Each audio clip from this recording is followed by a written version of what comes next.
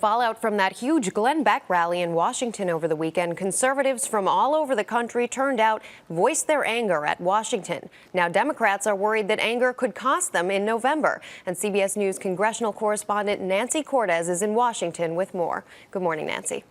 Good morning, Rebecca. Well, Republicans argued that the enormous turnout we saw this weekend can only help them in November and that the energy is on their side. But this crowd comes with strings attached. They're demanding changes even Republicans might not be willing to make. This really is build it and they will come. Glen Beck gave the call and they came by the thousands. I know that many of us today, we are worried about what we face. Estimates of the crowd varied widely, from under 100,000 to more than 600,000.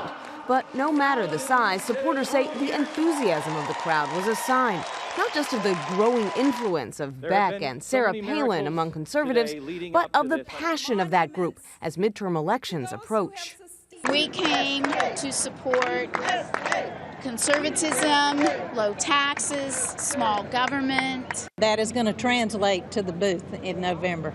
Tea Party victories have unseated Republican establishment candidates in Kentucky, Florida, Utah, South Carolina, and elsewhere. In Alaska's Senate primary, the votes are still being counted, but the Tea Party candidate has the edge. So you want to phase out Medicare, you want to privatize Social Security. We just simply want to get back to basics, restore essentially the constitutional foundation of the country. We're in the midst of a political revolution. If, as some predict, Republicans ride a wave of Tea Party enthusiasm into power this fall, it's the Tea Party activists they'll have to answer to. When Republicans get into power, that group of activists could want more from them than they can ever deliver. The crowd at the rally on Saturday fell into roughly two categories: Tea Partiers, who told us they want drastically lower taxes, and Christian conservatives who were calling for a much greater role for religion in public life. Harry? Nancy Cortez in Washington, thank you.